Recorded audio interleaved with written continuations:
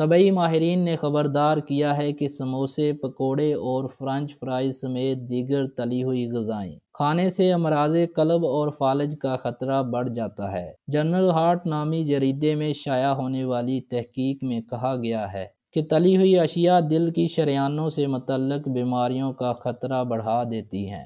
تحقیق کے مطابق تلی ہوئی غذاؤں سے فالج کا خطرہ 28%، امراض قلب کا 22%، جبکہ ہارٹ فیلئر کا 37% بڑھ جاتا ہے۔ اور اگر کوئی شخص اوسطاً ہر ہفتے 114 گرام مذکورہ غذا کا استعمال کرتا ہے تو اس میں ہارٹ فیلئر کا خطرہ 12، امراض قلب 2، جبکہ ہارٹ اٹیک اور فالج کا خطرہ 3% تک بڑھ جاتا ہے۔ ماہرین کا کہنا ہے کہ تلی ہوئی غذاؤں میں چکنائی جذب ہو جاتی ہے جو کیلوریز میں اضافہ کرتی ہے، جبکہ بازار میں دستیاب فرائیڈ اور پروسیس غذاؤں میں ٹرانس فیٹس کا استعمال دیکھا گیا ہے۔ جی تو ناظرین، یہ تھی ایک چھوٹی سی معلوماتی ویڈیو۔ اگر ویڈیو اچھی لگی تو ویڈیو کو لائک کر کے چینل کو سبسکرائب کر دیں۔